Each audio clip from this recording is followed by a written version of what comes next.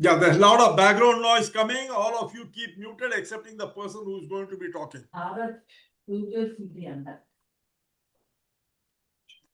Yes, B.F. Skinner. From that, we moved on to Adams' equity theory.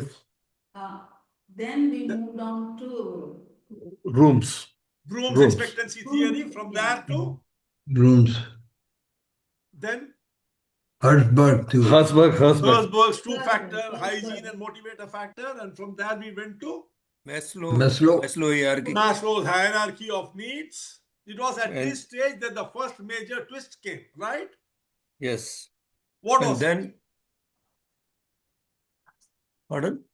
What was that twist? Where did we go from here? Here we are going to SDT.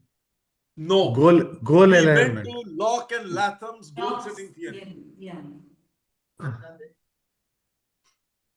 Correct? From there, we went to Deci and Ryan's SDT and how the self-determination theory looks when it is implemented properly was shown by Mihaly Csikszentmihalyi in his flow theory. But again, SGT has a major problem.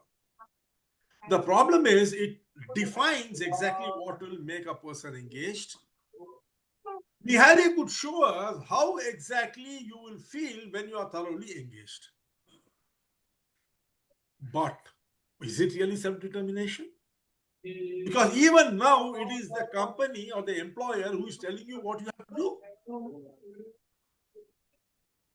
Autonomy is, again, it's a granted thing here. It is not a claimed thing. You can't do.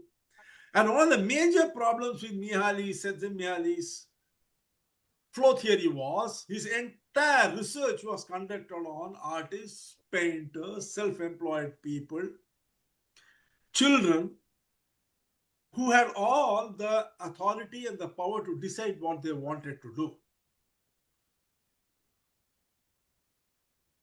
So the research started on how it is that people can move from autonomy being granted to being claimed. The research went on for over a decade to culminate in the theory that we are going to be discussing today in 2001. But that was not enough because the applicability of the theory was very difficult. Another 12 years passed before 2013 came when the framework was given in the form of a model. And today you see that model in action all around you. You have not noticed it, maybe. I am sure there isn't a single person here who has not gone to a 5-star hotel or a premium restaurant for a dinner or for a snack. And every day you see that happening there. You see that happening all around you, but you are not aware of it. But today we are going to understand what it is, how it has been integrated into the workplace, and how this can mean all the difference between engagement and satisfaction. Let's start.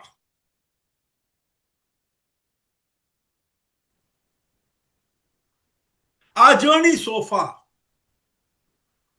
We started with Skinner, as we just now discussed. We learned how behavior responds to rewards, the operant conditioning theory, the reinforcement theory. That took us to the works of Adams' equity, where you constantly keep looking at everything that's happening around you and comparing it with what's happening with you.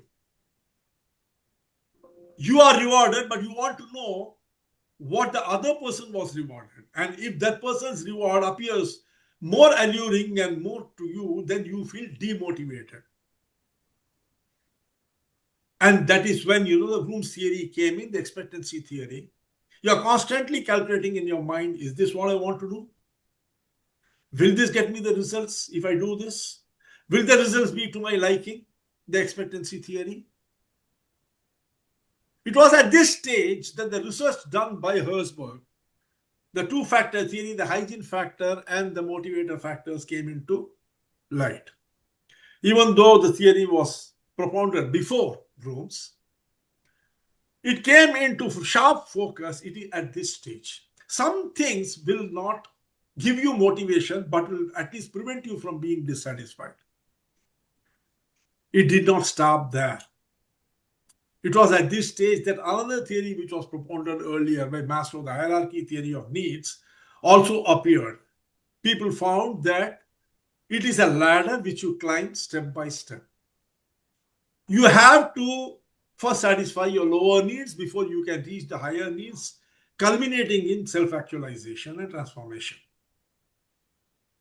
But all these things turned out to be absolutely futile because one thing was not understood at that stage. Then came Locke with his goal setting theory. He said that unless you have a very clear goal in front of you, all these things are meaningless. So you require a clear goal. Over 3 decades of research by Locke and Latham brought in the goal setting theory. And by the way, this is not the SMART goals we are talking about. Locke and Latham's goal setting theory is a very advanced way from where you get the KPI and the KRA format of Google, Intel, and every other company. Locke's goal setting theory is the mother of all those ideas.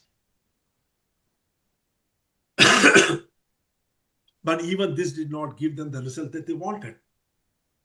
Even though it could clearly explain why goals are necessary for a man to be able to have a meaningful life, it did not explain it because there was some flaw in it. The goals were being given by others.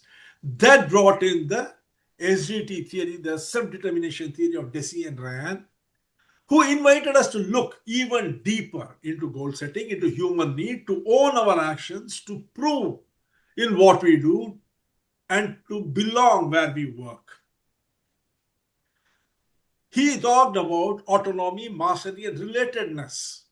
He said that when they converge, work stops being an obligation, it becomes an expression of the person.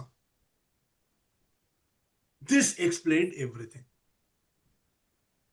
This was taken further forward by Mihaly Csikszentmihalyi when he came up with the flow. In the flow, when you have total autonomy, when you have total mastery of what you are doing, and you are fully related with the environment and the activity that you are conducting, you move beyond the work itself. Movements when engagement dissolves into effortless absorption. He said that is flow. But then, as we were discussing, both these had a problem. SDT's problem was that autonomy is granted in organizations. Unless you are a self-employed person, you cannot practice autonomy in true sense. And flow is totally dependent upon autonomy, because without that, you will not get into the flow. Deci and Richard Rand explained that people thrive when 3 innate psychological needs are satisfied. Autonomy. What does autonomy mean? It means I have control over my work. That is precisely what is lacking in employment. Second, competence. I am good at what I do and I can keep getting better. And the finally is relatedness. I feel connected, respected, and valued. It explains why people engage. Because work gives them the freedom, the mastery, and the meaningful relationship. But it did not explain how it feels. That is where Csikszentmihalyi came in. What did he say? The peak experience of engagement is only possible when there is clear purpose. You know very clearly why you are doing what you are doing. And the feedback has to be instant. It is not at some later stage given by somebody else. The system itself should give you the feedback. What you are doing should give you the feedback. And above all, the challenge should match the skill. What you are doing should match your skill. When this happens, you lose track of time. Totally, you lose track of time. You are totally immersed in what you are doing. You feel deeply absorbed. It is highly satisfactory. All the positive energies are there within you. You experience joy in the task. The task becomes itself the payment for you, and you perform at your best. This is the ideal situation of engagement. This is what is engagement. When Gallup conducted their poll and found only 17% of the world workforce was engaged and the balance were disengaged, what they meant was that people keep looking at the watch. They want to go home. They don't like the job that they are doing. They are not enjoying it. And consequently, they are always performing far below the level of performance that they are capable of. This leads not just to economic losses for the company, it also means ill health and poor quality of life for the employee. Both the employee and the employer are finished.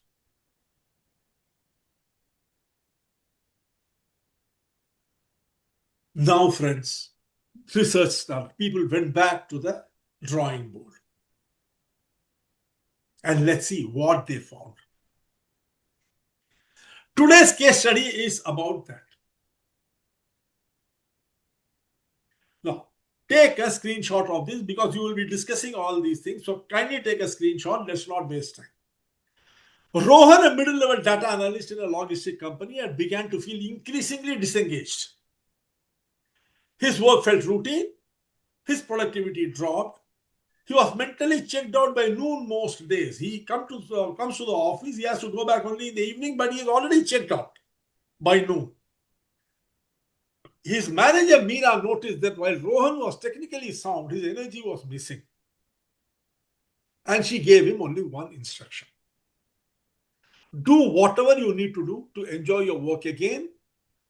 You have my trust. And that freedom started an unexpected transformation. Rohan was considering leaving the company and going to some other company, or at least taking a transfer to a different department.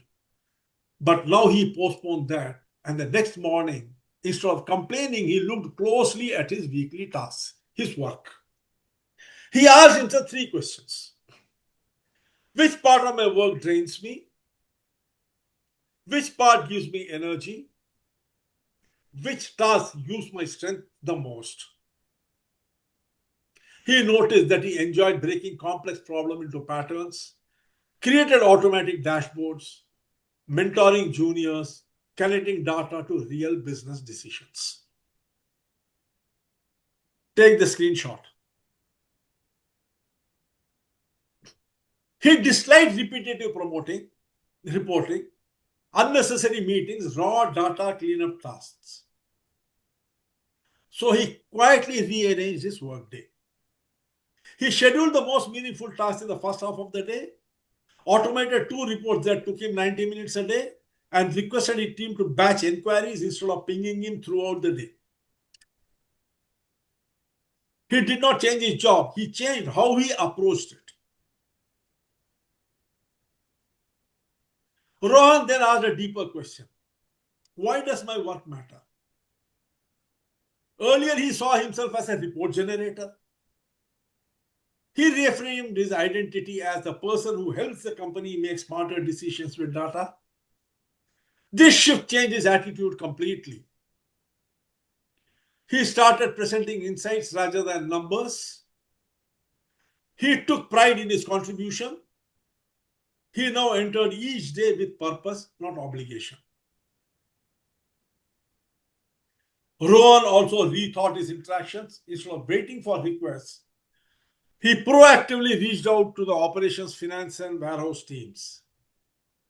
He explained what data they should track, helped them understand patterns, showed them how insights could cut waste and delays. This built credibility. People stopped seeing him as a back office number cruncher. He became a partner in problem solving. He also began mentoring 2 junior analysts twice a week. This gave him companionship, recognition, and a sense of responsibility. Something happened. Manager of a different department began requesting his help. People appreciated his clarity. His dashboards were used in management meetings. The CEO asked him to lead a cross-functional improvement project.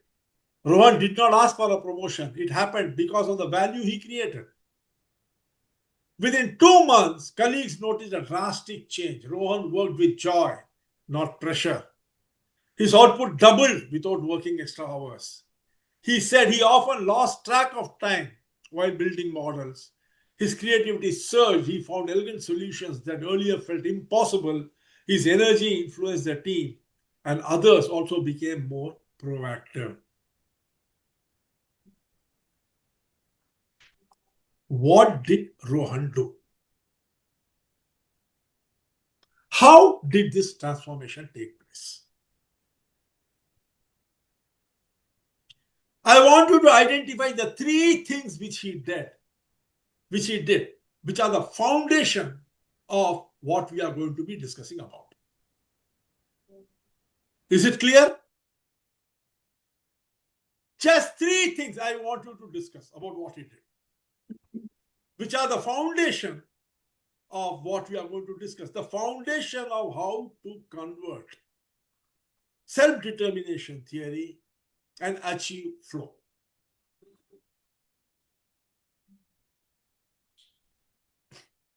The first thing. There are 29 people. There are 29 people. As usual, you discuss within yourself.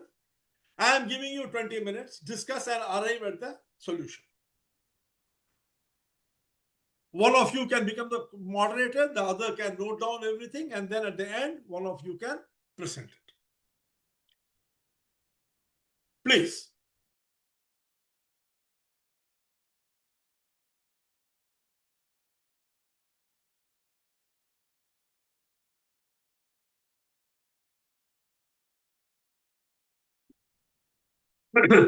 Someone has joined with the name admin.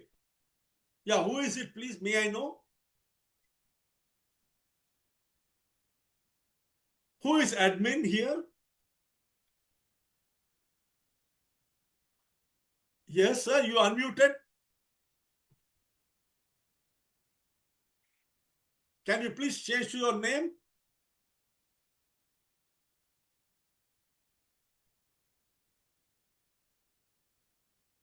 Kindly unmute, please. Unmute the videos, friends.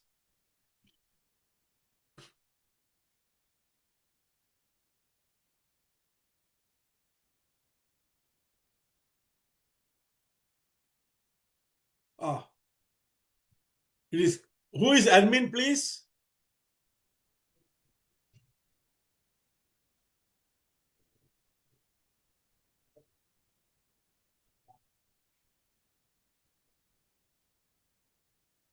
Please reply.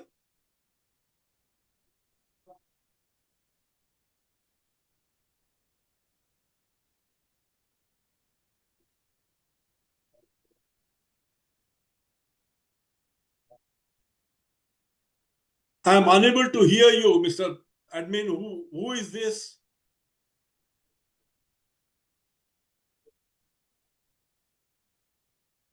Please show the group the courtesy of knowing who you are. Oh, Hello?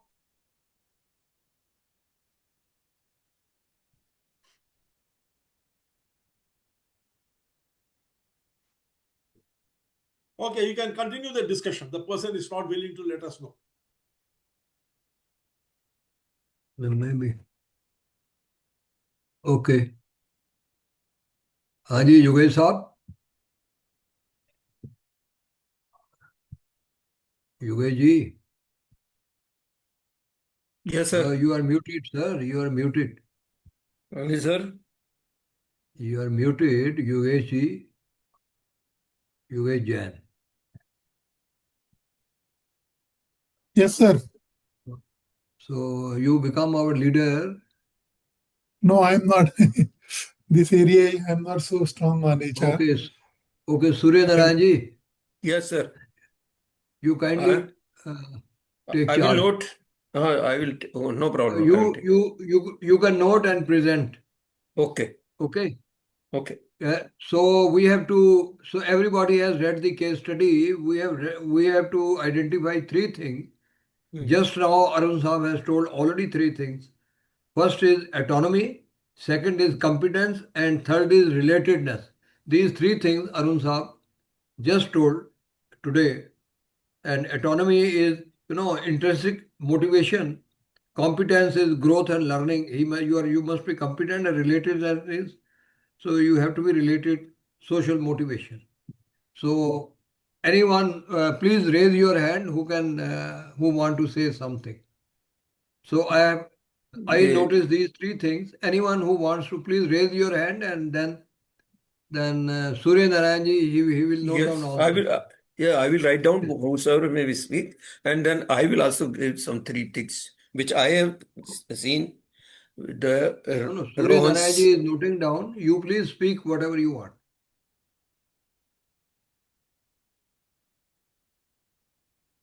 Yes, Karpaswamy ji is raising hand, but you are muted, sir. Karpaswamy ji, you are Okay, muted. sir. Any? I'm coming. Okay, sir. Yeah. Actually, what Please, Mr. Rohan has found was he identified three aspects. Yes, sir.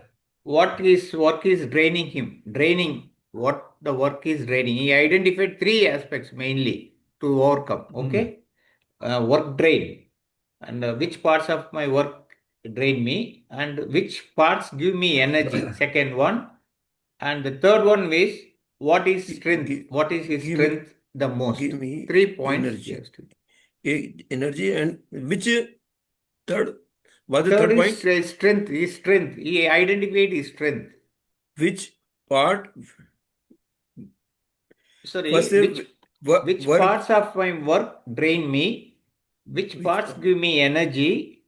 Which tasks use my strength the most? These were the 3 points he has himself analyzed, and based on that, he has improved in his work, sir. Okay, this is Which my part opinion. of the strength?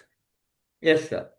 He is having analyzing and moving towards this direction. He was able to perform in a better way. Okay, sir. Okay. Thank you. Thank you. Okay.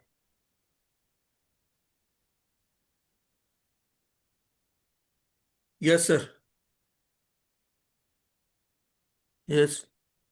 Okay, Raju, sir. I will start. Okay, the way I look at it is that his whole perspective from being problems to solutions. How did the transformation happen?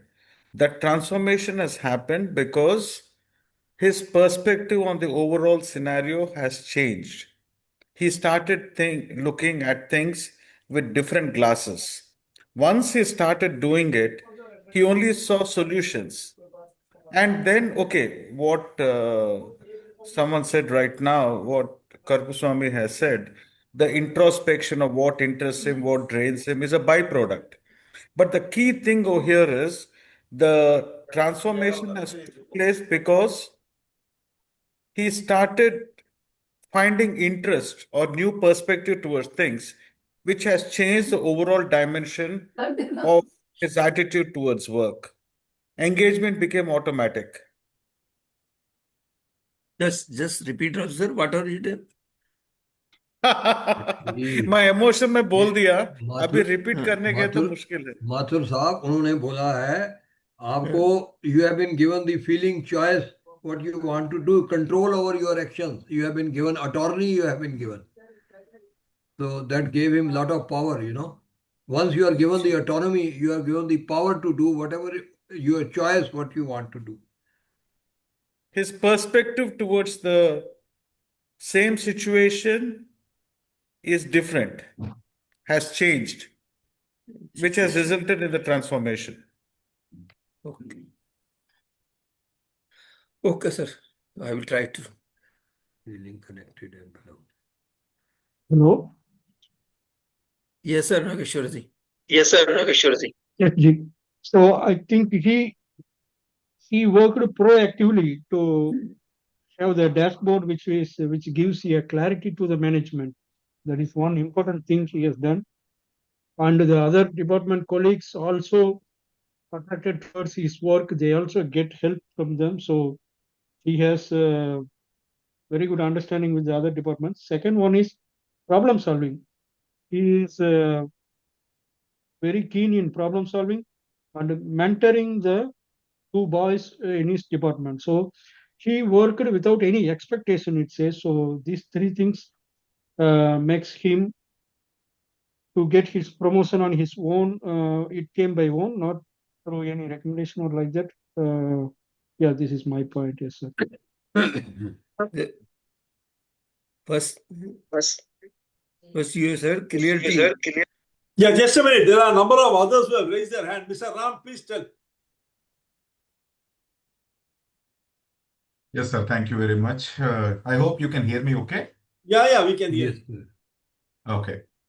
From my point of view, when I look at the case study, there are three things which are coming very strongly. First thing is ownership. Instead of blaming on somebody else the situation, he took ownership. Yeah, he took ownership of his situation, then started introspecting, getting deeper into what is aiding me, what is derailing me, what are my strengths. So first thing I would say is the ownership of the situation. Second thing is, introspection, getting deeper into, whatever is aiding him, he used that to propel his progress. Like, for example, he spoke about, finishing the important task in the first half of the day. Whatever he's, excited about, he's doing that. And whatever was not helping him, he set the environment by telling people not to ping me at every moment. Come in a batch process. Okay, so he kind of controlled the environment to minimize whatever has been obstructing his energy. Second point. And the third point, which I feel, is that his own identity has shifted. His self-narrative is the story which we tell ourselves about ourselves. That self-narrative has changed from just being a cog in the wheel to somebody who's making a difference. From a report generator, he started looking at himself as a change maker and insight bringer. Because of that identification, and he started behaving in a certain way which is in line with his new identity. And that is the reason he was able to mentor, he was able to develop new things, he was able to make a positive difference to his own department and other departments. And because he was able to bring that value, the trust of other people has grown in him, and that's how he has progressed. So that's my point of view, sir. Thank you. Yes, Mr. Muthukumar.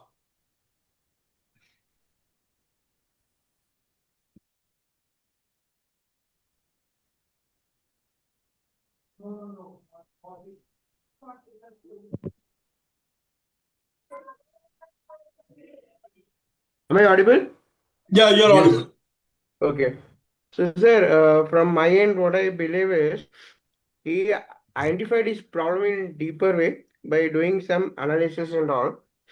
And from doing job, he understood why the job matters to me because of strong analysis on the data. Yeah, and he started thinking in an operational manager way rather than being a data analyst. Then instead of taking permission or this, he started instead of waiting for the instruction, he took own initiative and created the value in the process. That's what I do believe. And his major changes should be he started taking his own initiative, and rather than telling that I will finish my work, he started forming with the team, and he could able to create that assign the task to his team members and get the work completed along with the team by assigning some tasks to them. So that's what my submissions are as of now. Thank you. Yes, Mr. Raghavan.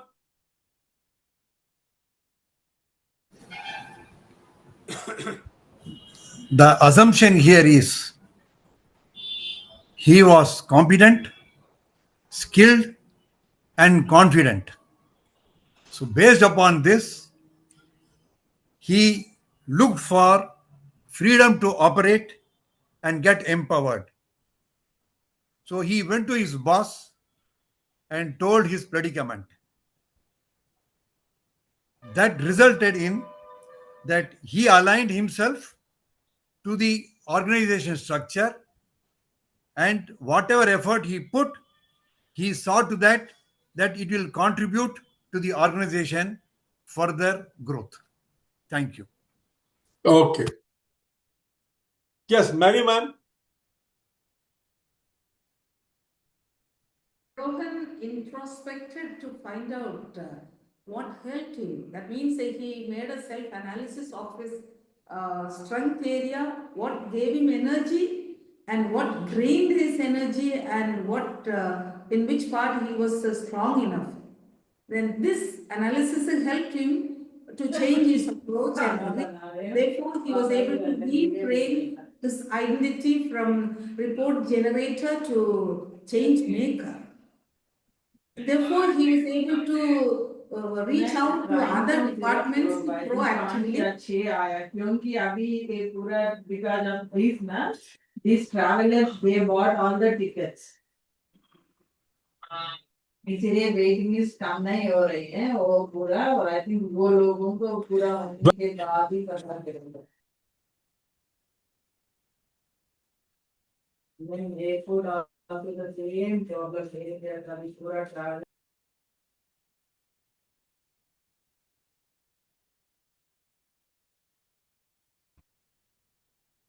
Thank you. So Yes. this is how he began to fall in flow as a result of all this self-analysis. Thank you.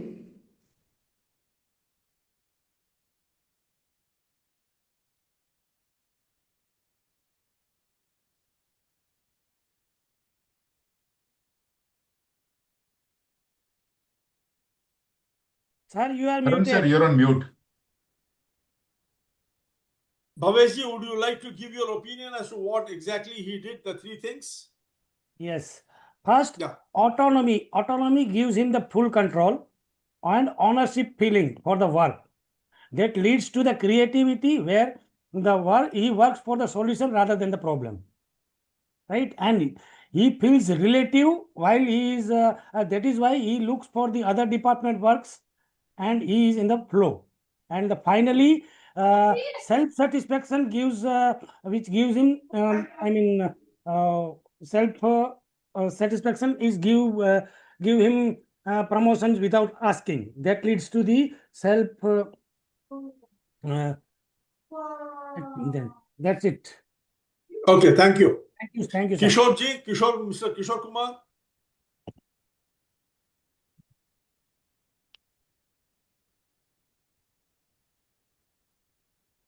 Mr. Kishore Kumar, would you like to give your opinion?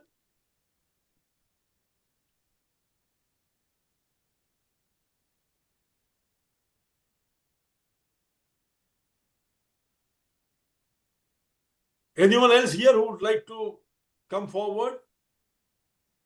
And I think, sir, in three go, first thing to he's got get clarity in his mind is what is my function to work. Or second, he's become part of problem solving rather than the blaming to other. And third thing, he has changed. He's feeling joy in working, which has given me yes, rather than the feeling burden. So these three things he has done for the organization. Okay, thank you. Now, you see, any problem should be viewed contextually, right? Am I right? Yes, sir. What is the context in which this case study is being viewed?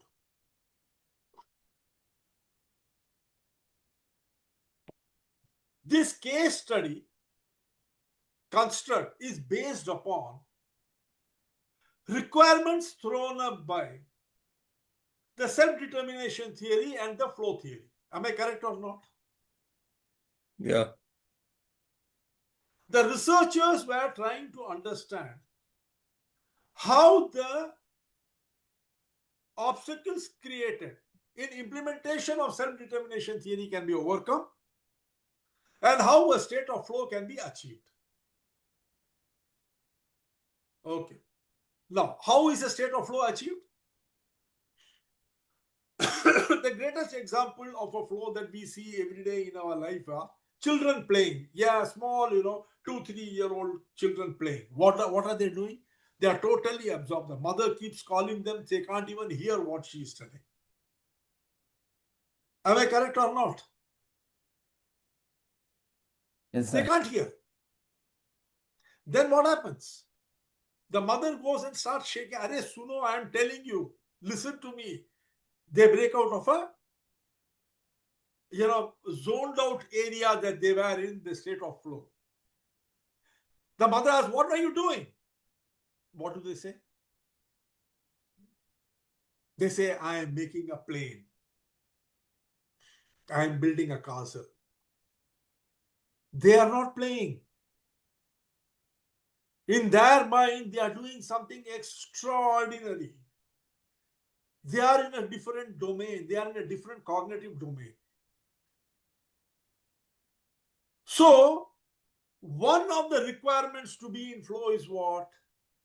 You have to move yourself into a different cognitive domain. That is one. Correct? Second thing. Work is always granted, is given. For instance, when the Pope called Michelangelo and told him to paint the Sistine Chapel, Michelangelo was a sculptor. He was asked to paint. He said, no, I can't. I don't know. He said, you don't have a choice. You have to paint. There started the story of the greatest painting known to mankind. Not only that, he wanted to sculpt David. He could not get an ideal stone. Then he came across a 12,000-pound stone which was cracked, which no other sculptor was willing to work on. He took it. When he was asked, how did you dare to do that? You know what he answered? Can anyone tell me what he answered? He said, the moment I saw that block of stone, I could see the soul of David inside it, which wanted to be released. He was not carving David. What was he doing? He was freeing the soul of David. What does that mean? Again, you see, he moved into a different cognitive domain. Here, he was not a data reporter. Please understand that. Only when he moved into a different domain was this possible. Work was given to him. What is the first thing he did? He rearranged the work. He redesigned it.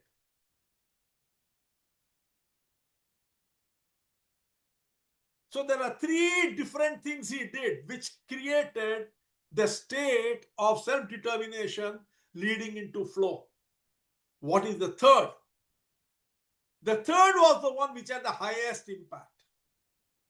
What was that? He redefined his relationship with the people.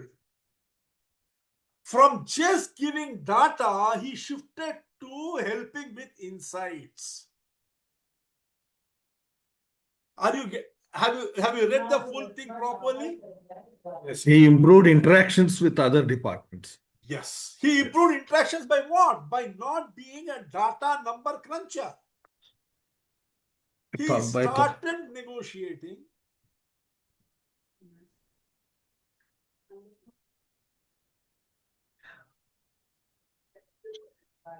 He started negotiating his relationship, redefining his relationship.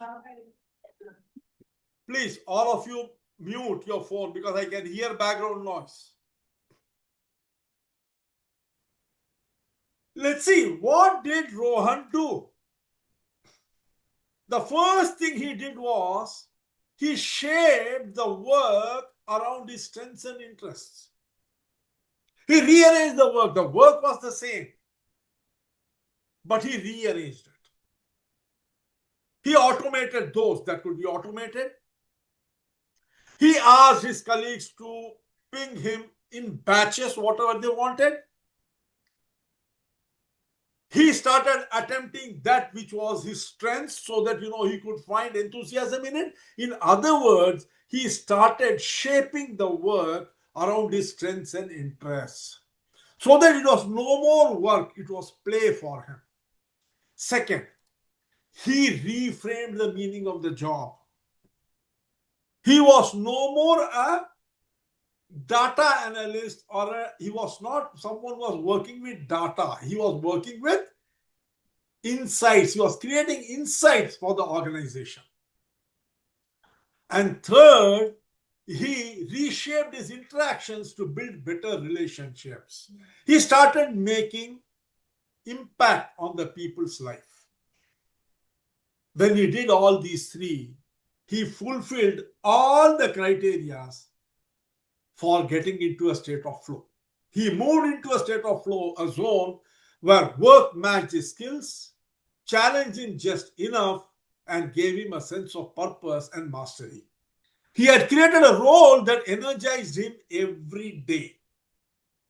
Because he was doing what he was strong at and he liked, because it was not just a work but something purposeful, like the child building a rocket to the moon, or Michelangelo freeing the soul of David from the block of stone. He was doing something which had meaning, and above all, he had reshaped his relationship with people where he was helping them achieve something meaningful.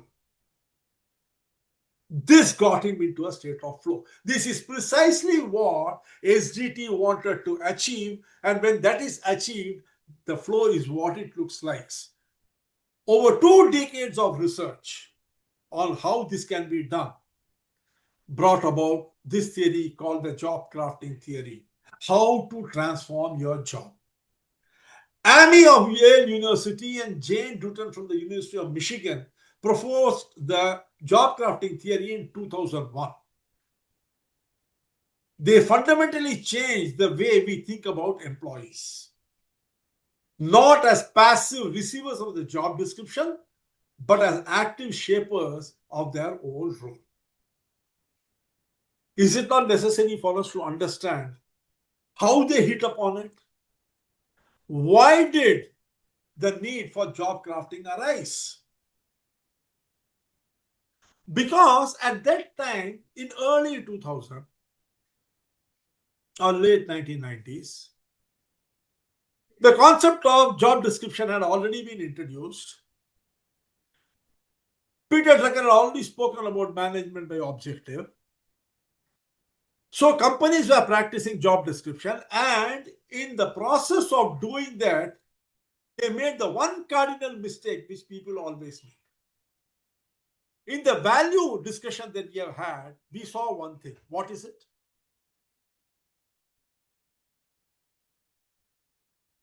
We discussed recently one value paradox in the group.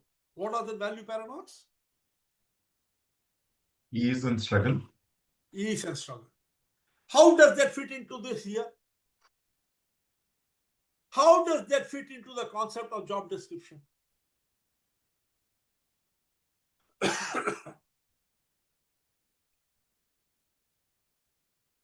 Can any one of you tell me? Superimpose that ease struggle value paradox onto job description, which is being given by companies.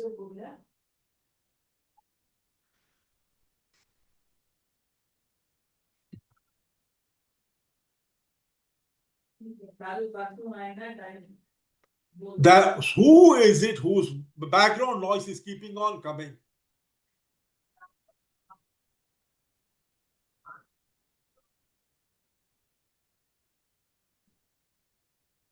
Yes, tell me. Now superimpose ease struggle value paradox onto JD and see where the problem occurs. Companies think that unless you make the job description extraordinarily accurate and complex, adequate amount of work is not extracted out of the employee. Different kinds of sound he likes it. Suri sir, can you please mute?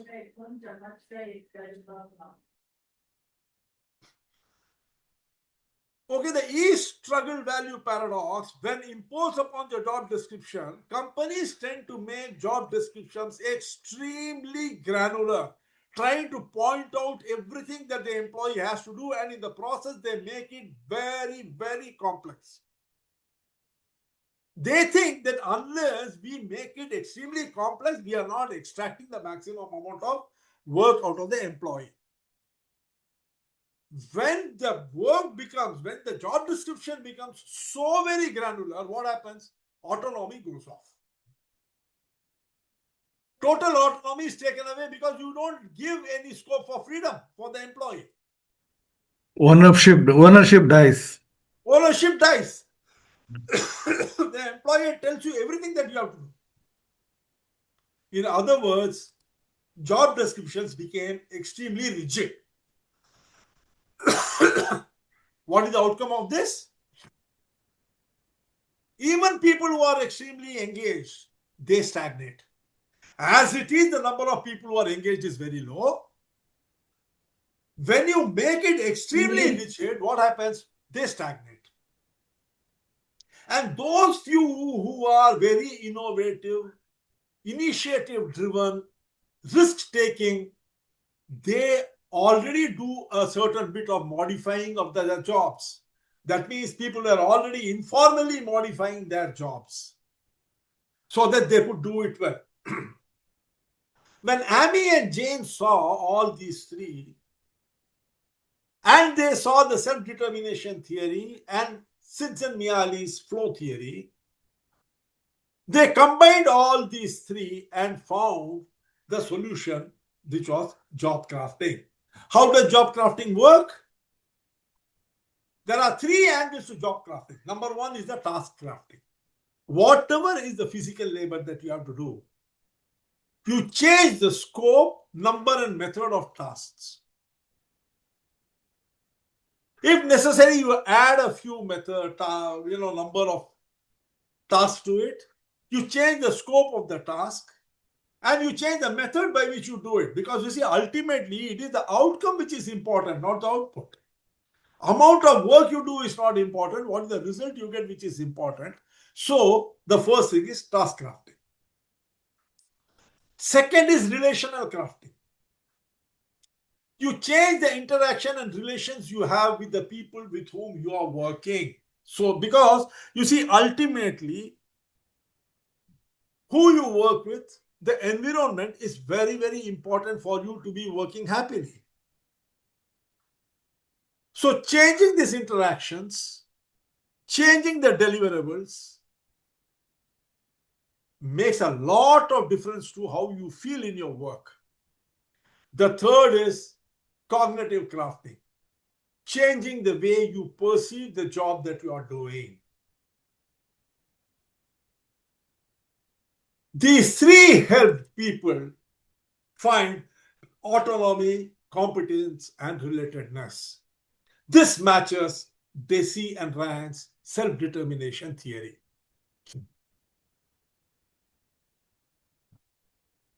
But this was not enough. A wireframe had to be created by which it could be implemented in the market, in the workplace. So how job crafting theory evolved into job crafting model? Please understand one thing. All this is focused on whom? On the employee. He has to do it. The employer cannot do this. The employer cannot instruct the employee, you have to craft your job.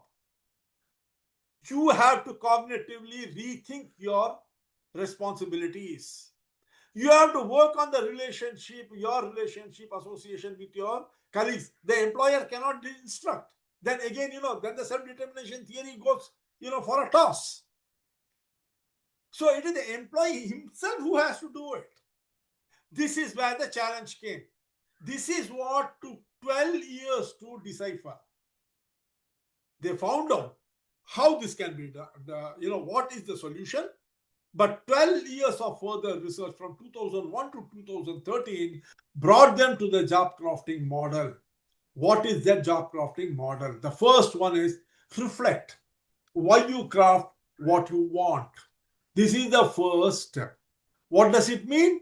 The employee reflects on his strengths, his passion, what energizes him. Because this is where he should concentrate. He should concentrate on those aspects of his job which he is passionate about, which energizes him, and which are his strengths. Try as far as possible to minimize touching those that drain him, understand his motivations, and finally, the value system through which he is able to build his career and his work. For instance, supposing, let us say, a sales executive, a customer relationship, likes solving problems for his customers. He values trust building, wants to grow into key accounts management. Now, this gives him an idea as to how he should craft his job. If he loves solving customer problems, he should be proactive in trying to find out whether the customer is having any problems. He likes trust building. That means what?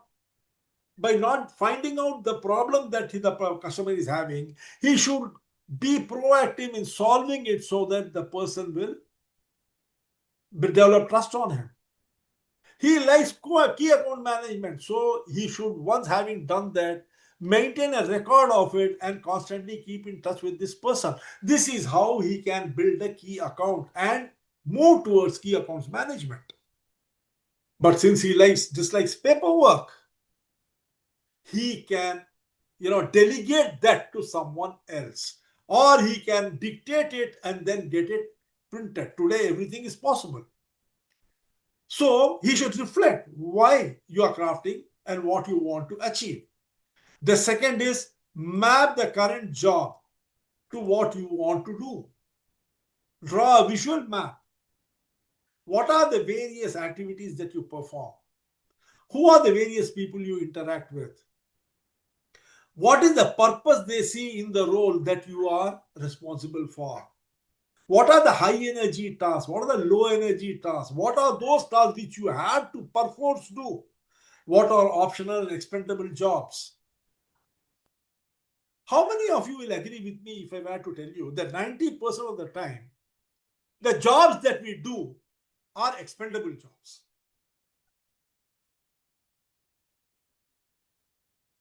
I Just agree. to satisfy, I agree. just to satisfy ourselves that we are doing something, we do things which are not required. Like cleaning our table,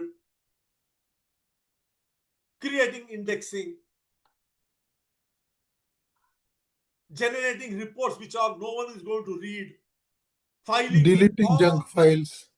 deleting files. See, so many, and we fool ourselves that we are doing important work.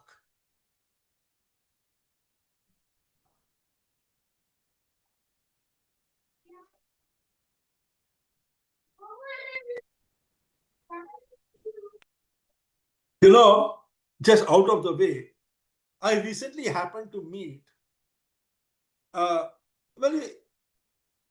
trainer and a coach here in the US. I happened to meet him.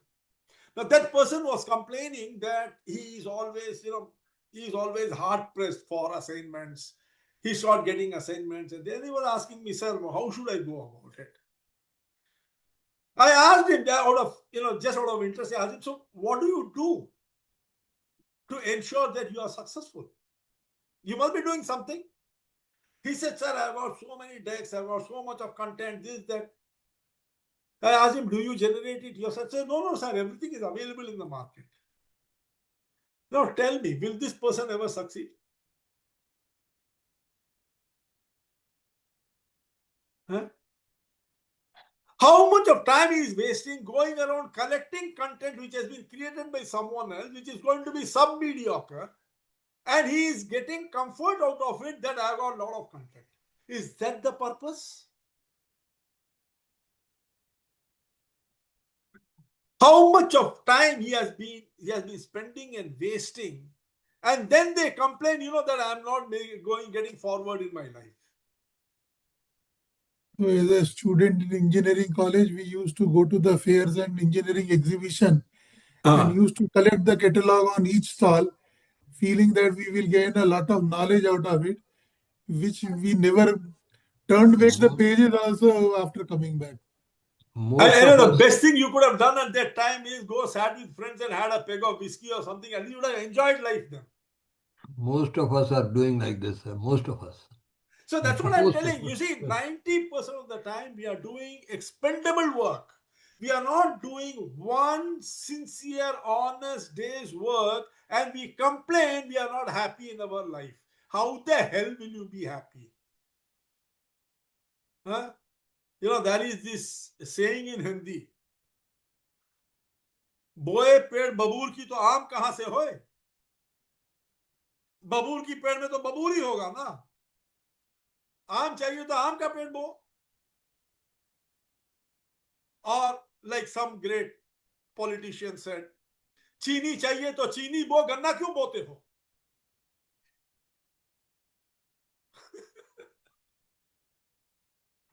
आलू डालो, सोना निकालो.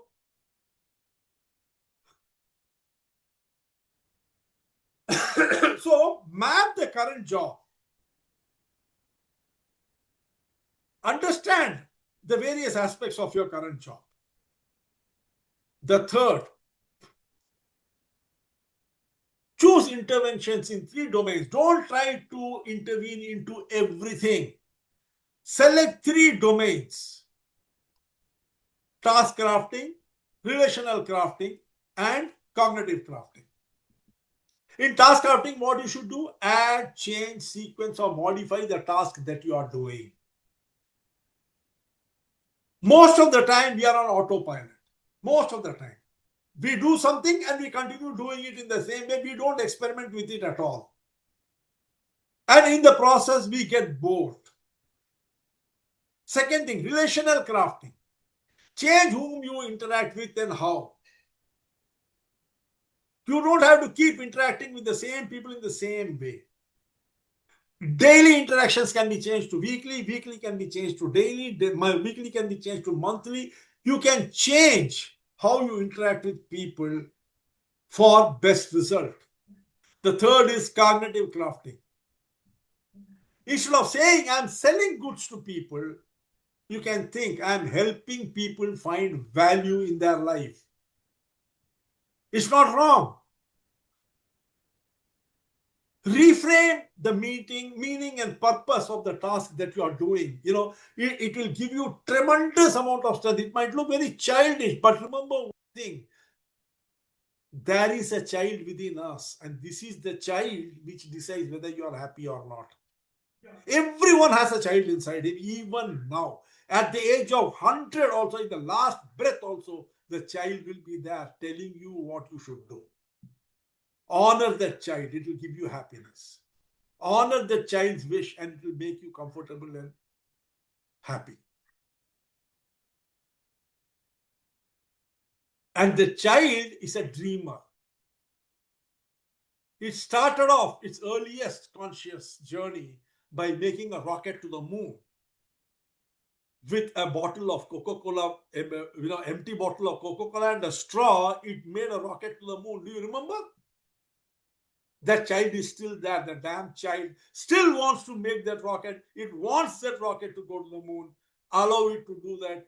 When you reframe your cognitive thinking, everything will change automatically.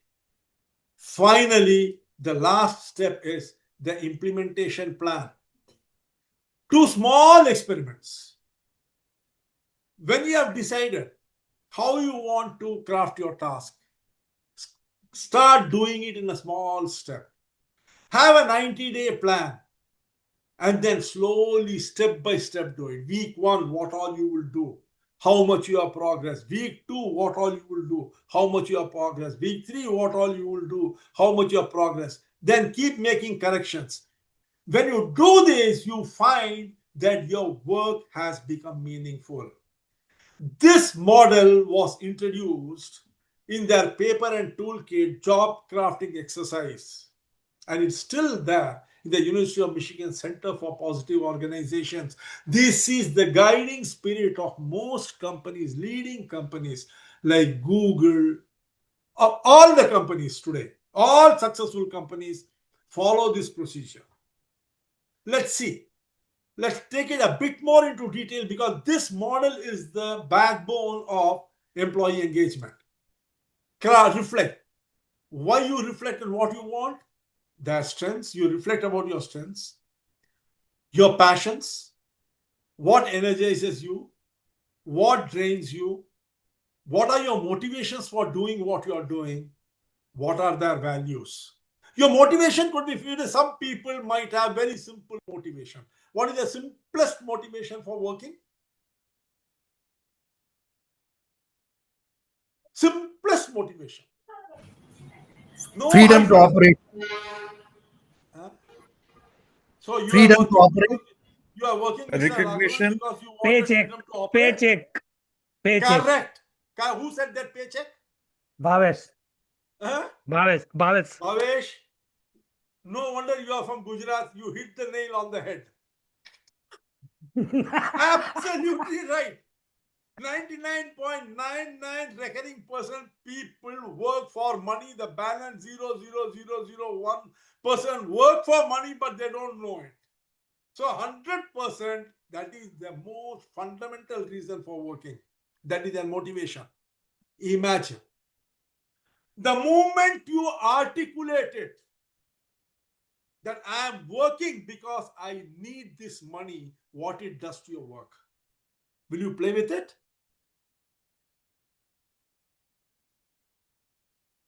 So this articulation is very important. Yes, Mary ma'am, tell me. Normally it is for the paycheck, but in case of people involving in voluntary service, how would you? Their paycheck is brought by their husbands maybe. But without money, your family cannot run, madam. Sorry, that is the truth. Someone has to bring the money, then only the other person can do charity. Charity can never be done on an empty stomach. Charity cannot be done when the child is suffering from fever and you don't have money to treat the child. Charity cannot be done without a roof over your head. Charity cannot be done without clothes to clothe you. Show me one person who has done charity without this, please. And show you a person who is not speaking the truth. Keep 50% for their administrative task first. अरे भाई कुछ भी बोलो आप, घर में तनख्वाह आ रहा है, पैसा आ रहा है. Everyone can do that. Look at the, see, I'll tell you one thing. Who is the most charitable person in India today? Maybe Nita Ambani. And why? Because Mukesh is a multi-billionaire. Infosys Foundation also. Yeah, whatever it is, somebody is earning, so you can do charity. If you had to earn, where do you have the time for charity? Yeah, I'm not saying that from whatever you earn, you shouldn't do some charity. You can do. All these so-called NGOs. Dig deeper. I don't want to say anything more. Some people are very clever that they can earn from charity also. They earn from charity. Otherwise, how do they pay the salary for all those people who are there working in it?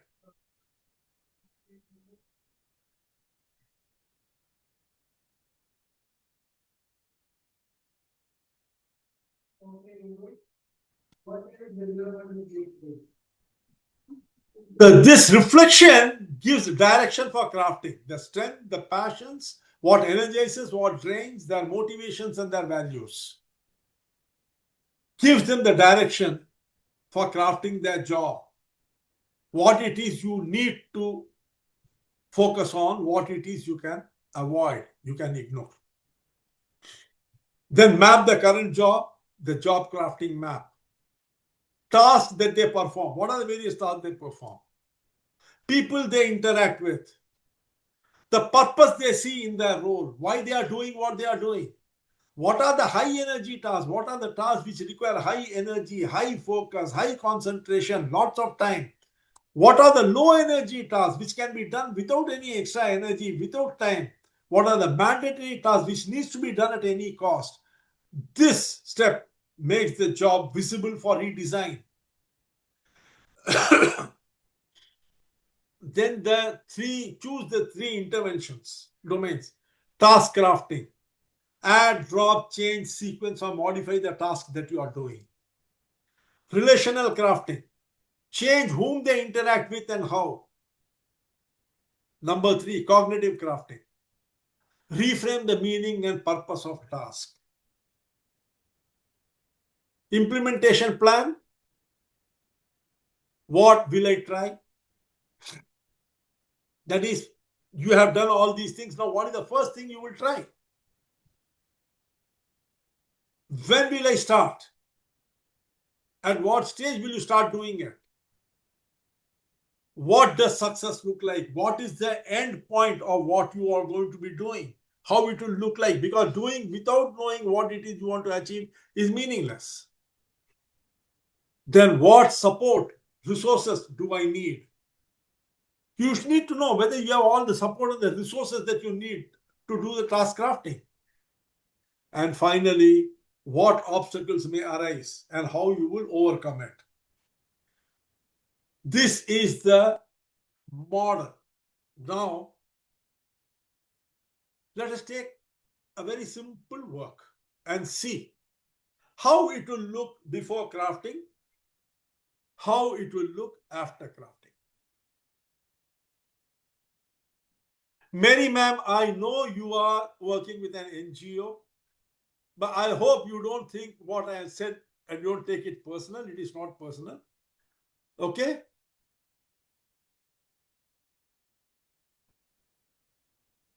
No, I don't take it personally. My question was still different. What the responses were for NGOs. My question was to the volunteers. There are still people who give themselves, their time, their energy, their skill to uplift someone else. I'm asking about those people, not. Are they not being provided for what they want by somebody else? Yes, what you said is correct. Food, clothing, yes. See, if not just food and clothing, everything that we want is being provided by someone. That's why they are able to not run after those things. You see, when you have to go and earn those things, then that becomes very difficult.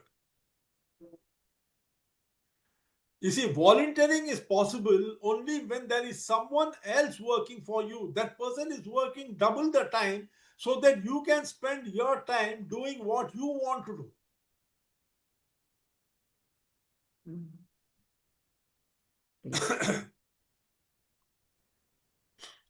That's right, absolutely. Correct. There is a simple exercise. You know, let us take a simple example. What is the cook's job design before crafting? What is the cook's job design? Can any one of you walk me through the cook's job design? Cooking food. Defined recipe, defined steps or sequence of doing job, defined getting order from the restaurant and putting that job. Prepare the food as per instructions. Collecting raw material. Okay. First is what? Receive menu and instruction. Correct? What has to be cooked and what is the instruction? Next is what? Prepare the raw material for that food. Sabji banana hai, aloo gobi banana hai, so he has to get the aloo and the gobi, cut it and everything and make it. Wash it and cut it. Then what? Follow standard recipes. Aloo gobi sabji, how it has to be made. He is very clear, told to him. इतना नमक डालो, इतना हल्दी डालो, chop करो, all these things, right? Then what does he do? After making it, he puts it on a plate. Serve it. Then the food is served by the waiters. Correct or not? Then what? He cleans the kitchen. At the end of the day, he cleans the kitchen and clocks out for the day. Isn't this the job design of a cook before crafting?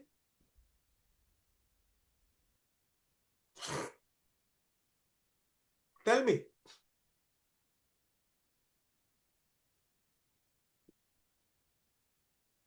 Arey Baba, why is there so much of silence? Yes, sir. Yes, That's sir. right. Yes. That's correct. Yes, Correct. sir. Correct. About Correct, a correct. nuclear war or something. That is correct. अरे हाँ बोलने में दिक्कत क्या होती है भाई? Yes, yes, yes. हाँ, Very, very correct. जल्दी जल्दी हाँ बोलो ना. ना बोलने में टाइम लो. समझ में आ रहा है कि ना बोलने के लिए टाइम लगता है. कैसे बोले? हाँ बोलने हाँ में बोले. दिक्कत क्या है? Now let us see what is the state of the cook before crafting. What is the state? Moderate boredom, low or zero visibility,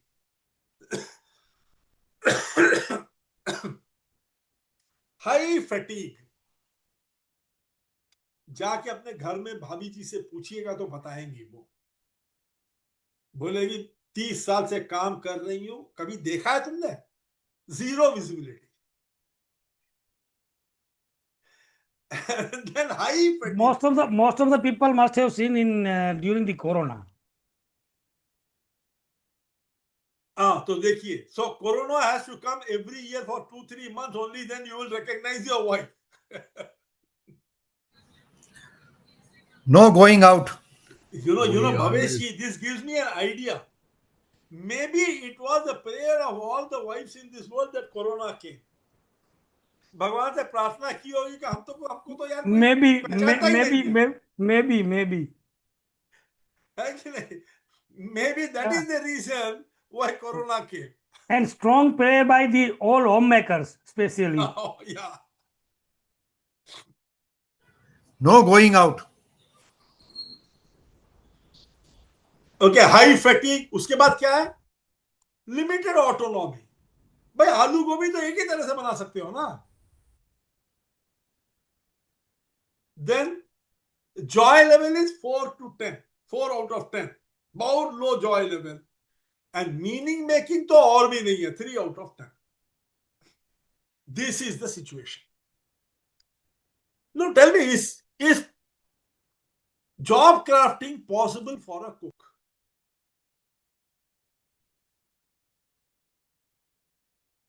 Yes, it is possible. If this SGT and flow should work, then job crafting should be possible for a cook. Yes.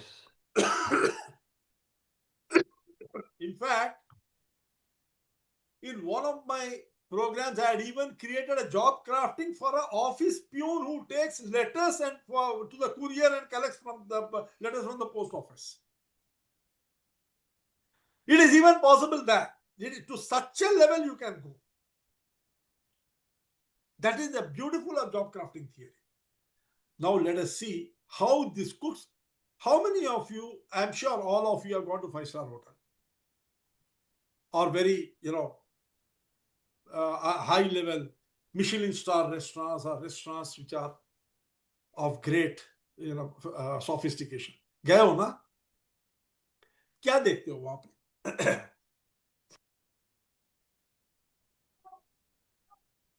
Main chef will be available in the visitor place. Huh? Main chef will be available in the visitor's place. Whoever comes in. The chef comes. The person who takes the order, he discusses what sort of a dish you want. Aloo gobi, he says, madam, you want spicy, less spicy, more spicy, it should be rare, it should be well cooked. All sorts of questions are asked. Have you noticed? Then the chef will come and talk to you. Yes, sir. Then he will send you some dish extra, which you have not ordered. Or a dish which you have ordered prepared slightly differently. Have you observed all these things? Yes, sir. Does it happen or not? What is all this?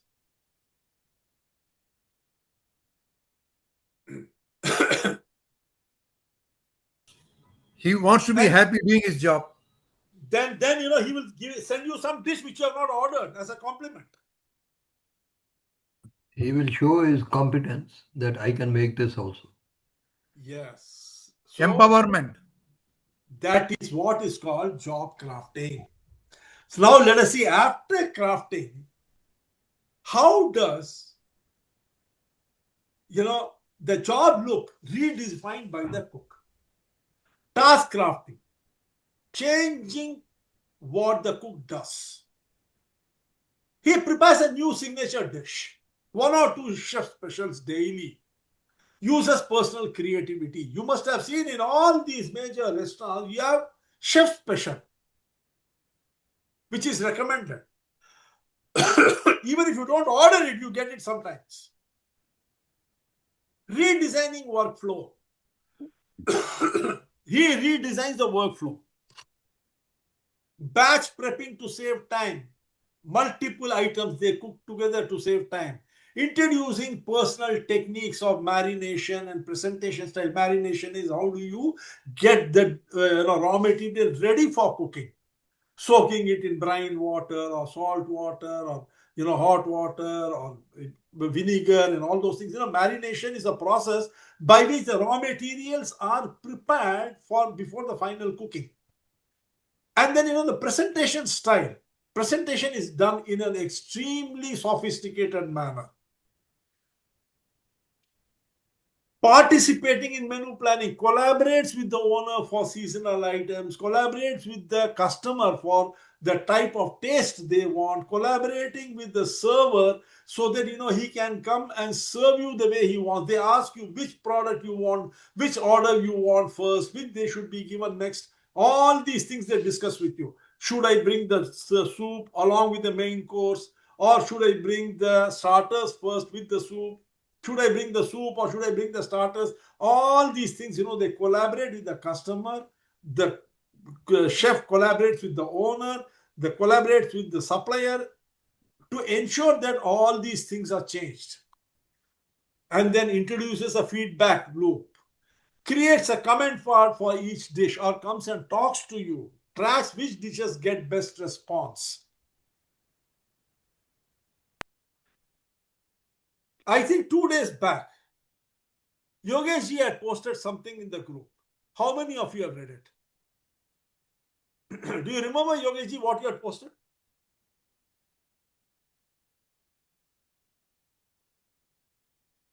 Mr. Yogesh?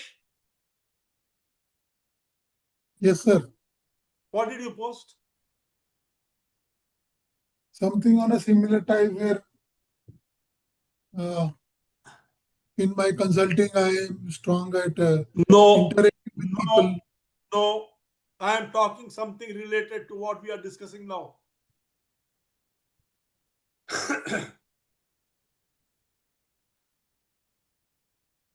He had posted about a person who left his job to become a Zomato supplier. And why did he do that? Because he wanted to start a cloud kitchen. Because he wanted to start a cloud kitchen, he became a supplier for Zomato and Swiggy to find out what are the dishes which are being ordered the maximum in the territory so that he can come up with it. Am I right, Mr. Yogesh? Yes, sir. I have also read. So first thing is, before posting, people become conscious about what you are posting. And those of you who are in the group, kindly read it properly because there is something to learn from everything. Now you see what this person did. He did the right thing. He tried to understand customer preference of that area so that he can start a cloud kitchen which will satisfy their requirement at an economical price. To everyone, it might look stupid that he became he left a good job and became a Zomato supplier. But for me, that was the most intelligent thing he could do, because that is the easiest way of finding out the preference of people in that locality. Instead of going and asking them, proof of the pudding is in the eating. If every day you are ordering idli sambar, obviously it means idli sambar is very popular in that area.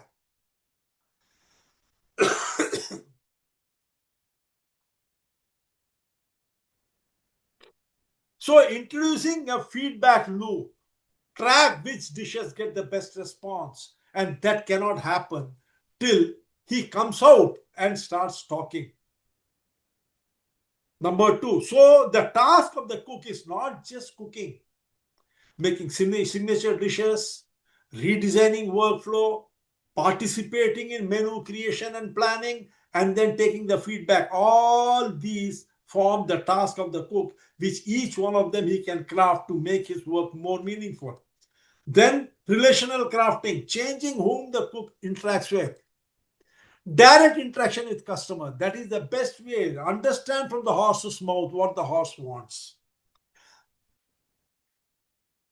There is this movie, where there is a dog food manufacturer. I think this is the story of Pedigree. There is a very famous dog food called Pedigree. How much of you know about it, I don't know. I think this is the story of Pedigree.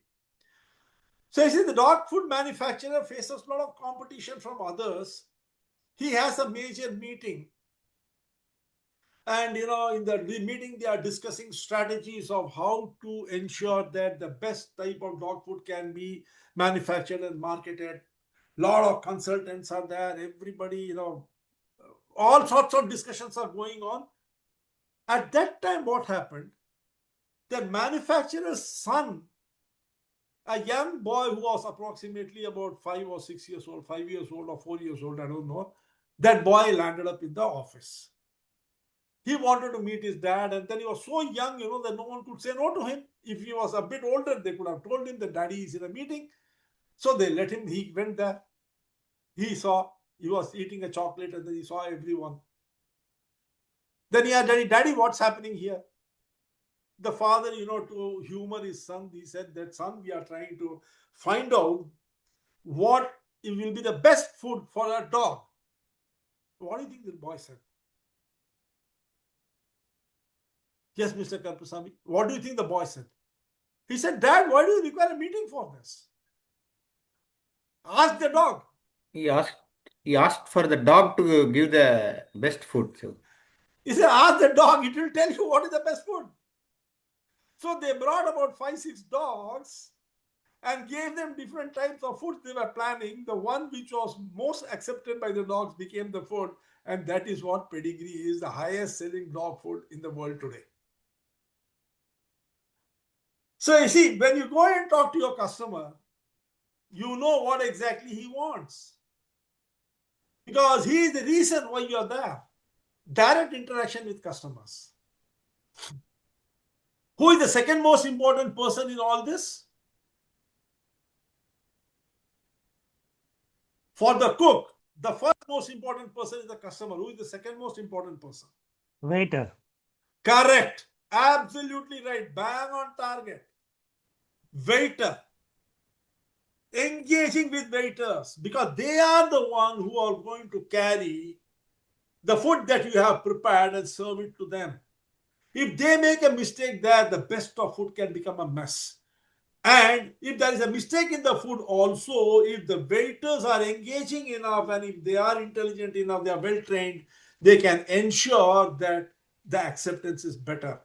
So in relational crafting, the first is the customer, the second is the waiter. And who is the third?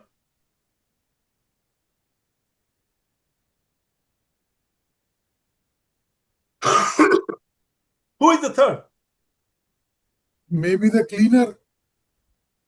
The supplier. Supplier. The person who supplies the raw material to you. Fresh vegetables. Fresh spices. The best quality spices. They make all the difference of how your food tastes. So that these three areas you can do a lot by focusing on your relation with customers, waiters, and suppliers. You can really do a great job of deriving satisfaction.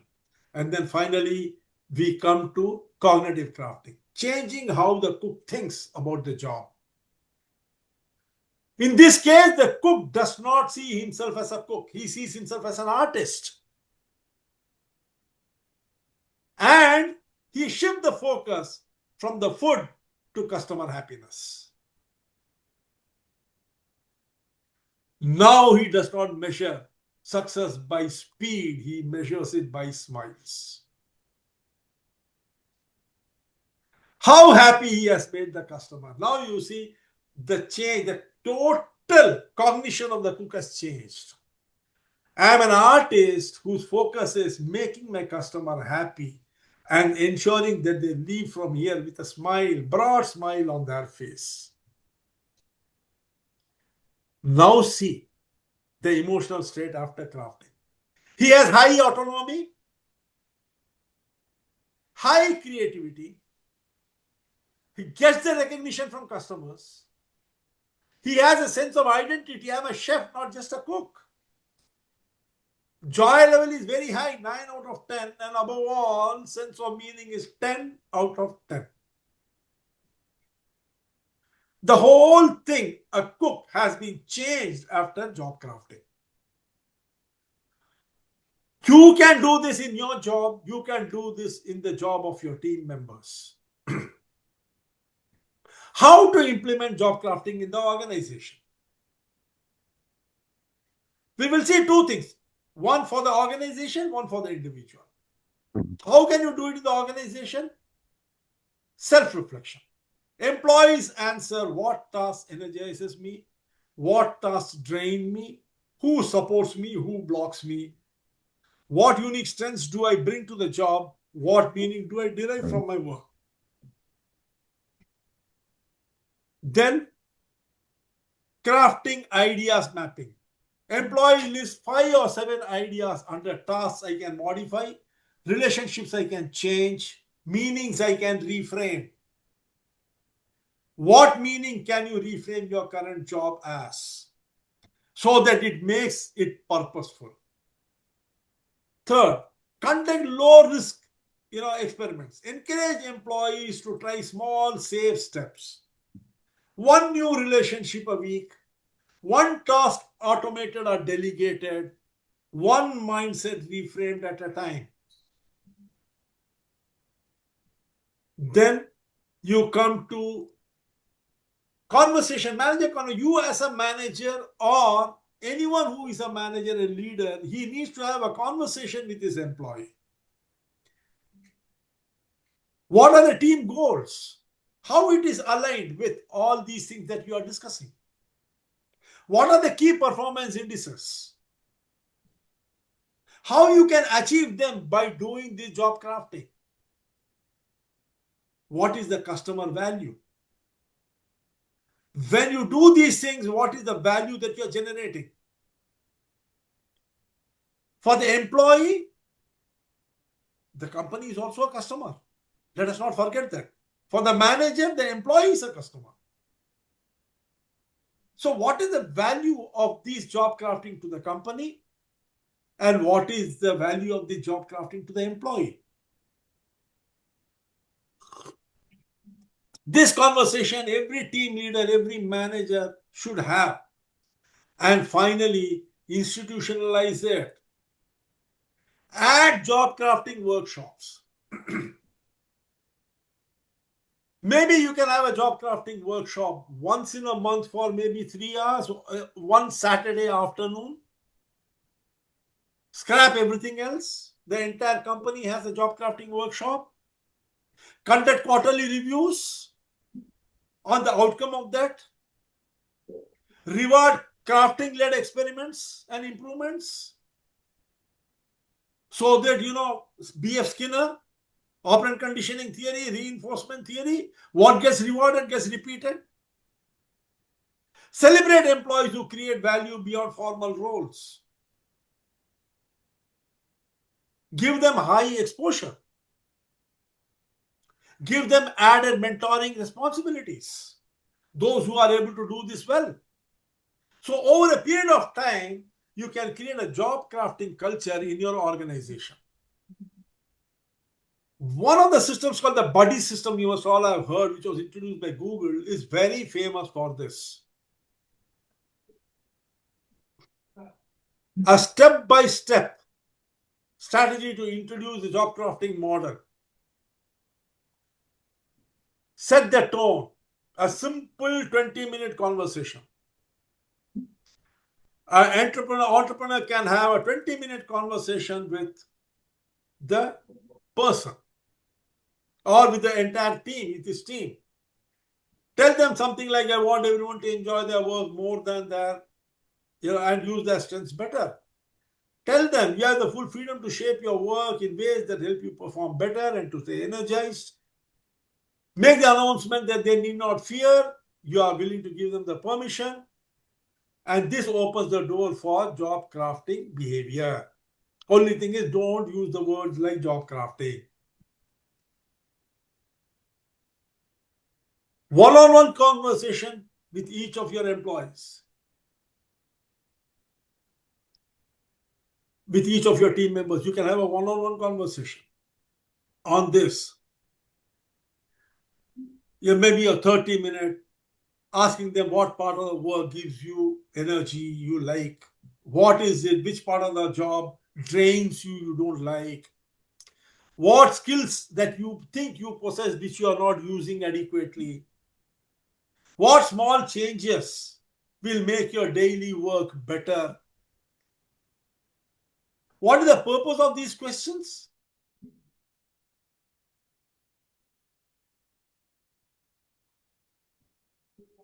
For employee engagements, engaging the employees, motivate. Yes. Also for introspection. Correct. Absolutely right. This technique is called tutoring. In cognitive science, this technique is called tutoring. You are pushing the employee to think in a particular direction. When you ask a question, which strengths are you not using adequately? What will happen in his mind?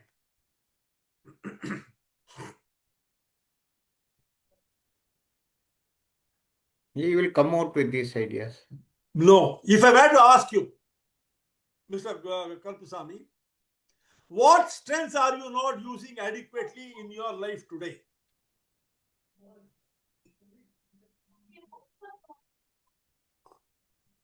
Answer me. What we have gained as a knowledge. No. Okay. First thing that what will happen when I ask this question is, you start listing out all your strengths in your mind. Then trying to find out which are the strengths you are using and how much. Which are the strengths you are not using adequately. So what you are doing, you are bringing out from your subconscious all those compacted information which was lying dormant. Remember one thing, I cannot help you. You will have to help yourself. I can only initiate the process. So when you ask your employee, what is it that you would like to use, which strength of yours would like to use more, he will first have to go through all his strengths before he is able to identify it. It's not necessary he might speak the truth, but still he will have to do it. That is how the mind works. He cannot avoid that activity. That is called tutoring. So you tutor him in a particular direction. What is the next one? Make micro adjustments.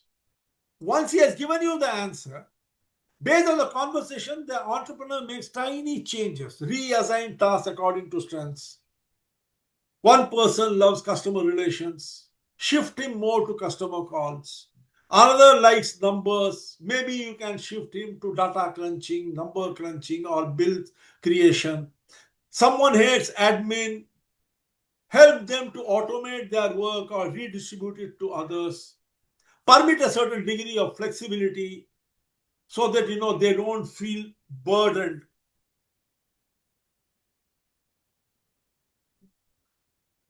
Then introduce the MSME friendly job crafting model, which we were discussing the earlier. Introduce it.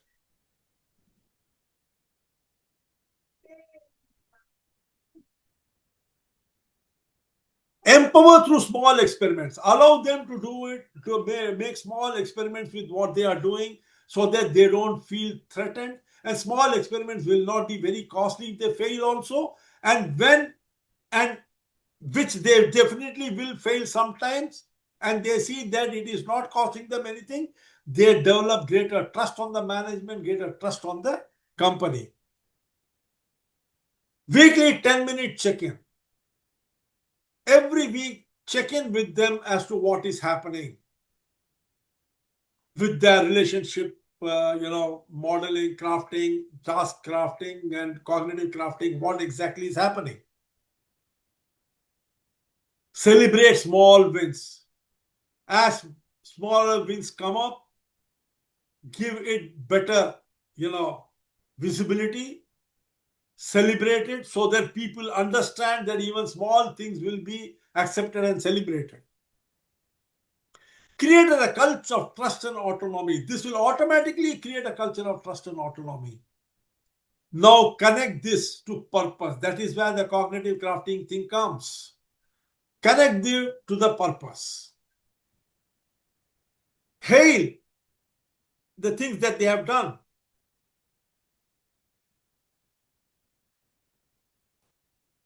In small company, every person matters. So when you connect it to the greater purpose of the organization, they also feel they are contributing in a big way. This is a beautiful way of helping them on their cognitive crafting journey. And finally, aim for the flow. As this starts happening, one thing will become very clear. People will stop looking at the clock. In companies where at 4:30 people start packing so that at 5:30 they can leave, that will stop. People will start working because work will no more be a burden. Work will become a pleasure.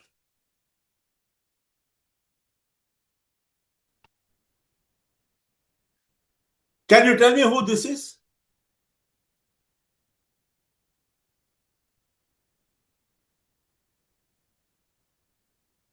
Huh? This is Michelangelo. The person who practiced job crafting centuries before it was even thought of as a theory. Do you know who this is? This is Leonardo da Vinci. Again, another genius who practiced job crafting.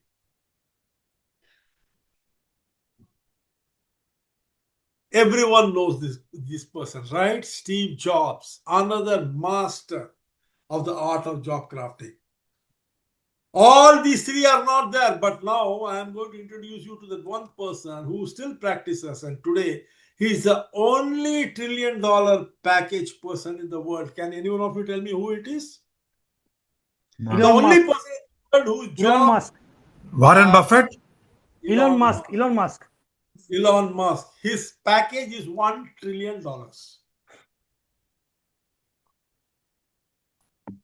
In an era when companies are trillionaires, here is a man who is individually a trillionaire. All these people practice job crafting. In our ultimate session to come in 10 days' time, we are going to see how these people practice job crafting. And then what we will do is, starting with Skinner's up to job crafting model, we will integrate everything into one single prescription for engagement. Using this acronym ENGAGEMENT, engagement, you will be able to introduce employee engagement into your family, into your company, and into your real life. This will ensure three things. It will ensure very good health for you. Because all frustration, disappointments, and dissatisfaction will vanish from your life. I mean it, it will vanish. You will be totally committed to whatever you are doing. Totally, 100%.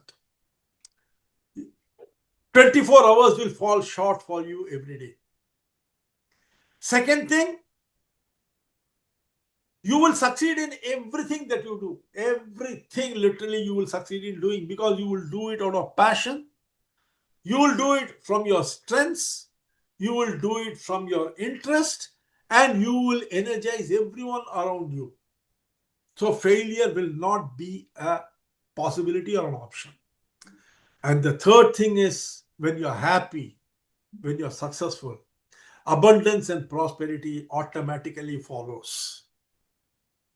Lakshmi ji will always go to where Vishnu is there.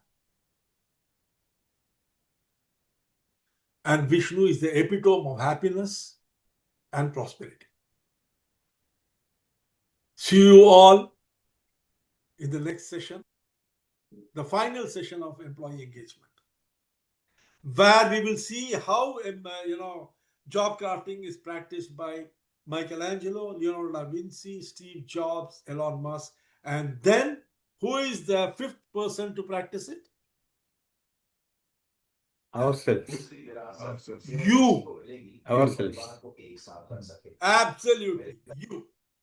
Okay, any questions? I'm game. Still 8 minutes are there. Does this Can applicable? we make it on 11th? Yes, is? Can we make next session on 11th? No, can't be made on 11th. 10th, I have got this value session. In 10 days, I said, not on 10th. That is okay. Even in our One question. Yeah. Does this? I'm just asking. Does this applicable to the employees like Zepto and Blinkit? It means everyone means they want everyone. Everything. See, they want they are the employees such they want everything in flash, everything in a flash. I mean, one good achievement, they just want reward. They just want reward in the sense they just can't wait for the next increment cycle, even if it is in the shorter terms. Maybe our friends maybe face. Please tell me clear. I do not understand what you are telling. Okay. Does these things will be helpful with the employees, those who are Zepto or Blinkit kind of thing? It means, what I mean is, there are some employee who wants his recognition or his achievement to be rewarded or to be recognized in monetary terms immediately. Maybe in the group, people are facing these scenarios in some time. Why you want monetary recognition? No. The employee expects. Listen to me. Yeah. People want monetary recognition because they are unable to visualize any other form of recognition which has higher value. Correct? Now, Bhaveshi, let me ask you a simple question. What is the highest amount of salary that you want? Think and tell me. People nowadays think in crores. How much? How much do you want? See, 1 crore. 1 crore per month or per day? No, per month. Per month. Chalo, theek hai. Supposing I take you to Marina Beach and make you sit in front of the water and tell you, count the waves, I will pay you 1 crore per month. How long will you be able to do it? No, not a single day. Why? You wanted 1 crore, na? I'm giving you. That's true. That's true. So, you see, there is something higher than money also. See, we assume money is everything because we don't have anything else to achieve in that, beyond that. Correct or not? Correct, sir. Like an idiot, why am I doing so many programs every month? Tell me. Can you find a bigger duffer than me? Unless I'm getting something out of it, why would I do it?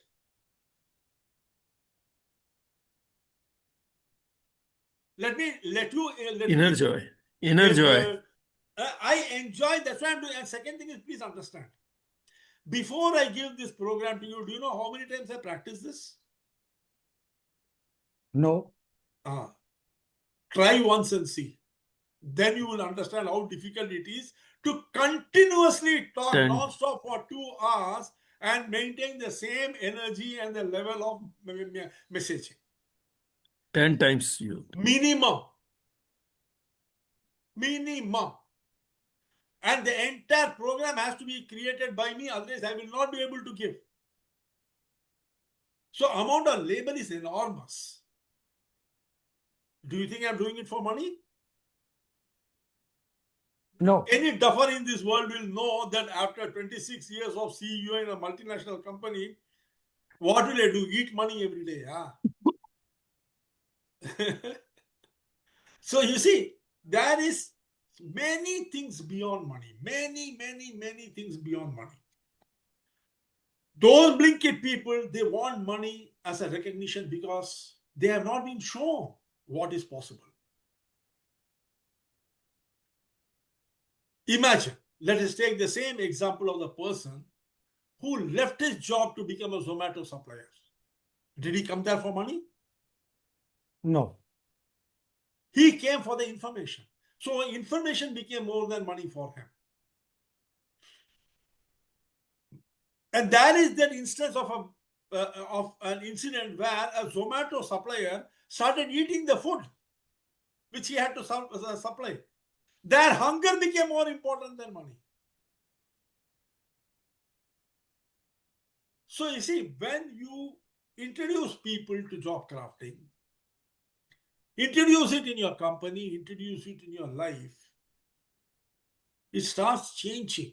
You start looking at things very differently. And that is where the change occurs. Have you heard the name of Anthony Robbins? No, sir. Tony Robbins. How many of you have heard the name of Tony Robbins? What was he? Motivational speaker. And what was he before that? No idea. Writer of books. He was a truck driver. So you see, when he realized what he can achieve, then he used to go and give speeches. He used to go by chartered flight. What made that possible? Something must have made it possible, na? Who knows? This job crafting, when you start doing today, whatever your engagement is, that will skyrocket. When that skyrockets, you as a businessman will become super successful. You as an employee will become super successful, grow massively. Maybe start your own enterprise. Or you as a trainer, a coach, a mentor, could reinvent yourself and create value which people may, run for, stand in line outside your house for. The only thing is, how much are you willing to invest of yourself in learning and in the journey? That is what is important.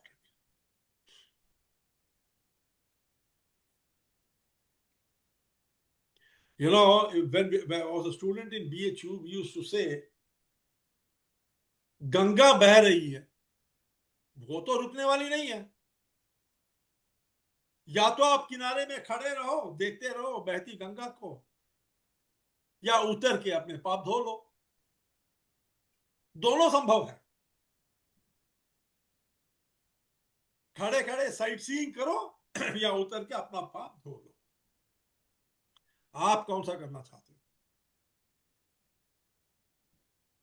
उतरना चाहते हैं. तो फिर भीगना पड़ेगा. Goes without saying. सर्दी की मौसम है. So you see, everything has a cost. If you are ready to put your best foot forward, everything is waiting for you.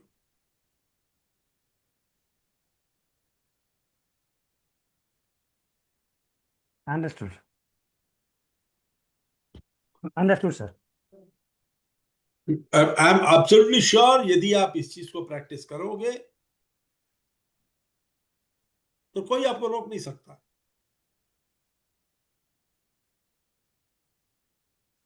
You see, life is a journey of self-discovery. I always say, that the most important word in any language, what is that word? Remembering. Remembering consists of two parts. What are the two parts in this world remembering?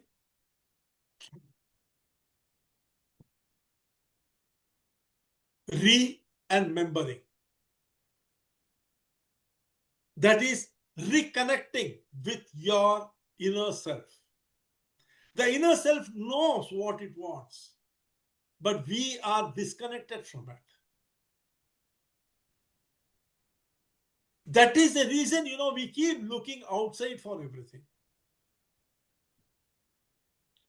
The moment you reconnect with it, it will tell you what will give you the real satisfaction. And I'm not exaggerating, but if you were to even try practicing the job crafting theory, you will, understand something about yourself which you might find invaluable. Because how many of us really sit down and seriously ask ourselves the question, what are my strengths? What are my weaknesses? What do I like to do? What do I don't like to do? What drains my energy? Unless somebody asks in an interview. And you see, when we ask this question, you'll be surprised. What will be the feeling? The feeling will be of inconvenience. You will feel embarrassed even answering it to yourself, leave alone answering it to others. Suddenly someone might feel, what do I enjoy doing? I enjoy sitting and dreaming. Dreaming big things without doing anything. Sambhav hai na? If that is the case, do na. If that is what you are good at, dream, sit and dream. Put that dream on paper, sell that dream. So many people have become millionaires by doing that. That is what is called storytelling, isn't it? So you see, but are we ready to ask the questions that are so very embarrassing and so very difficult for us? And that is where job crafting theory starts. Understanding your strengths, your weaknesses, what you like to do, what you don't want to do. Facing the devil within you and coming up with answers and solutions which will take you forward. Think about it. Let's meet in the next session. With that, employee engagement will be complete for you all to practice as much as you think you would like to.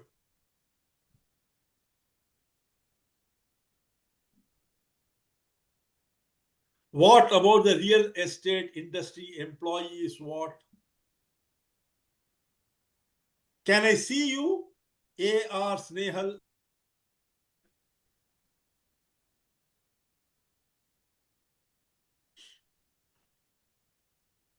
Yes, Snehal ji, namaskar. Namaskar. See, real estate industry people are also humans, and this applies to them also. Yeah, I know. And in fact, I can tell you one thing. Okay. They are the most important people for me. Do you know why? Why? They offer a roof above our head. They offer? A roof above our head. Right, exactly. नहीं तो क्या होगा ना घर का ना घाट का धोबी का कुत्ता बन जाएंगे.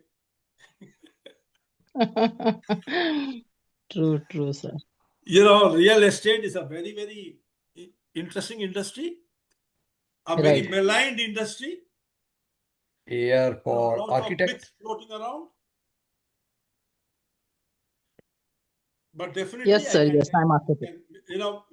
Understanding job crafting, introducing job crafting in the real estate industry can really help tremendously in building your organization. Whether you are a real estate agent, or you are an owner, or a promoter, a developer of real estate. So I am Understanding job, architect. Yeah. beautiful. So you design houses. Architect. I'm architect and I'm trainer also, sir. Mumbai. So At two in Mumbai? one. I'm in Pune, sir. I'm Pune. Oh, Pune. I'm based in Very Pune. good. Very good. Beautiful Very good. place, Pune. Yes, beautiful place. No pollution, nothing. Try it and you will be able to get very good result. I can tell you one thing. Job Definitely, sir. I'll crafting, get back to you regarding some queries sure, with this industry. anytime you want. It's You are really there in the excellent. group, It's very isn't it? You are value there in added the- session. You are there in the group, isn't it? Yes, I'm in the group. Yeah. Post your I'm in the query group. in the group. The same question Sure. hundreds of others might have. They might not have the courage to ask, or they might feel Exactly. embarrassed. So when you post it in the group, the query gets answered and everyone benefits out of Yes. it. Okay? I'm doing trainings for the real estate companies. So that's why I have that query key. Oh, why not I'm using this to this top management also.